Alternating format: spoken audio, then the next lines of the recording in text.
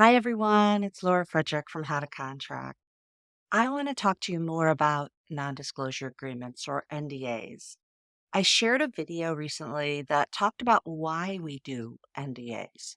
I want to thank everyone who commented and shared their thoughts both on LinkedIn and on YouTube. If you missed that video, I'll include a link in this post. If you notice, that video I shared focused on the why. The why is so critical to understanding NDAs and really all contracts. And that's why I really focus in all my training on the why. Most people learn the what to say, what not to say. They're taught the rules, they're given a checklist. So they know what the steps are that they should take and shouldn't take. But after 25 years of doing non-disclosure agreements myself, teaching others how to do non-disclosure agreements, I found the most effective way to help people understand in a way that they can use and apply in their day-to-day job is by teaching the why. Knowing the why helps in so many ways. It enables you to think through the complexities because when you know the why, you can be nimble in your negotiations and make decisions on changes that maybe aren't set out in your playbook or weren't something you had covered. But by knowing the why, you can make those judgment calls.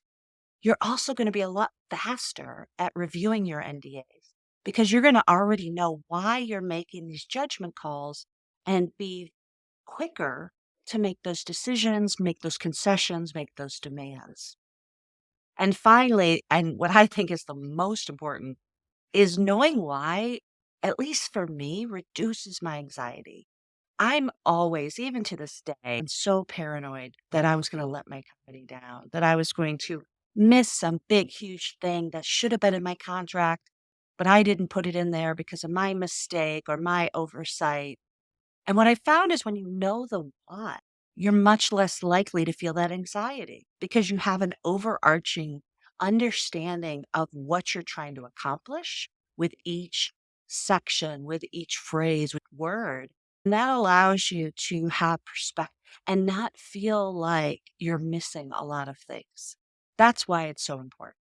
Today, I want to share some insights into the top 5 most important provisions that I look for in my NDAs. When I'm short on time or have a lot of pressure or distraction, these are the most important things that I make sure are in every NDA I review. Now, one quick thing before I start into the list is you'll notice as you follow along that I'm prioritizing provisions that address the core and essential obligations of the parties. There are lots of provisions in an NDA that are nice to have or help clarify some of the edges or some of the perhaps this will happen events. And yes, they are all important. But what I really, really focus on are the things that will happen and need to be protected in every single NDA. So I focus on those essential provisions. So let's jump in. The first one is who and what is covered in your NDA. Let me start with the who. Who is covered is so critical because contracts only bind the parties that have signed the contract. Now, that could be the party signing itself, an agent signing on behalf of someone else, but you are not in a contractual relationship. You don't have contractual obligations from any entity or person who has not signed the contract. I see this mistake all the time, and we really want to make sure that we have the parties right, but not just the parties. We want to make sure we have what is being protected, and that's the definition of confidential information, as well as some of the scoping terms that we have in NDAs. Because we're basically saying this NDA is protecting this box of information. And there are several places in the NDA where you set the parameters of the box. The most prominent and obvious one is the not confidential information definition. But there are other ways to do it as well, such as the purpose. That's another way to limit what is being protected. So those provisions are super critical. Number 2, What are the restrictions on use and disclosure on the recipient party? This is critical regardless of whether I'm primarily a disclosure because in either role, I want to make sure I am so clear on the bounds of what I can do and can't do. Because that concept, non-use, non-disclosure, is the most important concept in your NDA. That is where we are telling people exactly what permissions they have in advance and what actions would be a breach of the agreement. So you always want to make sure these two things are there.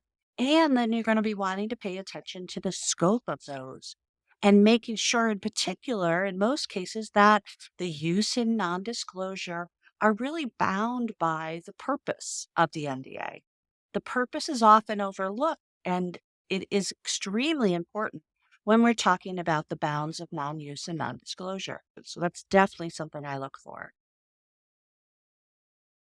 Number three is the exclusions to that use and disclosure restriction. Because as we know with all contracts, when you create an obligation, you can essentially nullify the protections and effectiveness by creating very broad exclusions. And we see this in NDAs in a couple of ways. One way we see it is with authorized representatives. The recipient is allowed to share with often a defined term authorized representative. Well, who does that include? Does that make sense for this information? For example, if I share my most secret stuff, I may want to limit who my counterparty is allowed to disclose it to because I don't want it getting out. But if it's just some superficial confidential information that I'm not that worried about, I may not care about. So the other exclusion you'll see are the four exceptions that we typically see. That's the, publicly available, already in their possession, uh, received after disclosure through without a breach of the contract, and then independent development. So these other exclusions, so we want to make sure that they're tailored to the level of confidentiality that we need for this information from our counterparty. And finally, there's the legal disclosure. And that one also can be very broad. If you are talking about super secret information, you may not want to have a really broad legal disclosure that lets your counterparty disclose information upon request. You may want to tighten that so it's only as required by a court or a government agency with jurisdiction. So, again, number three is thinking about exceptions and exclusions to non use and non disclosure. Number four, how long does the recipient's obligation continue? This is so critical, and there are many pieces to it. Sometimes we have something in our NDA that says, what is the first date of information sharing that counts as confidential information in the NDA? So that's where we start that period. It doesn't always. Sometimes it's just the effective date. Something that I look for is any time bound because you can say the confidential information covers all information disclosed as of the start of this quarter or first of the year or something like that. So that's the first place we look. And then we're also looking at the term that governs the sharing of information. What is the boundary of the start and the end of the box of information that's being shared? So this is a period when we're still filling up that box and we're still giving back and forth. Usually it's described as the term of the agreement. And then after that, I'm looking for the survival. What obligations do I have to keep the box of information confidential even after we've closed the box, essentially? We're not sharing any information back and forth. We've closed the box. We have a fixed amount of stuff that we're agreeing to keep confidential. How long do I have to protect that box? And are there any exclusions for that box, such as record retention, legal compliance? So paying attention to how long you can share what is in the box, and then the set of confidential information is closed because the term of the NDA has ended, then you're looking at survival. And as I talked about in the last video, the other thing with survival is making sure that the trade secrets are protected for as long as they are trade secrets.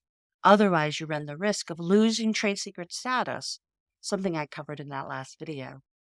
And the last thing I think about are the terms that would govern any dispute.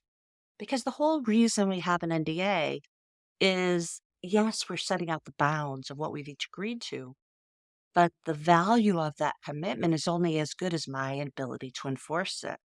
We all know that. You can have the best contract in the world, but if you can't enforce it or you have a judgment proof counterparty, it doesn't do you any good. The same with NDAs. We want to have an effective way to enforce this agreement. So we're looking at things like governing law. We're also looking at choice of venue because that often may affect what is the statute of limitations. What are the civil procedure rules that will govern any lawsuit relating to this NDA? So that's important. We're looking at equitable relief and being very specific about providing for that. We're also looking at rights to pursue equitable relief in other jurisdictions if necessary.